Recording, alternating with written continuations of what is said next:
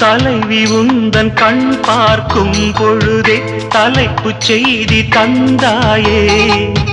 தலைப்பு செய்தி புரியாமல் தவித்தே தலைப்பை கையில் தந்தாயே. உறங்கும் போதும் உந்தன் பேரை சொல்லி பார்க்கிறேன். உன்னை கண்டு பேசும் போதும் உச்சி வேர்க்கிறேன். இந்த சுந்தர வார்த்தைகள் தந்தது யாரடி உன்னை கேட்கிறேன். உன்னை தட்ட தென்றல் இன்று என்னை தட்ட சொன்னதொரு செய்தி. உள்ளுக்குள்ளே ஆசை வைத்து தள்ளி தள்ளி போவதென்ன நீதி.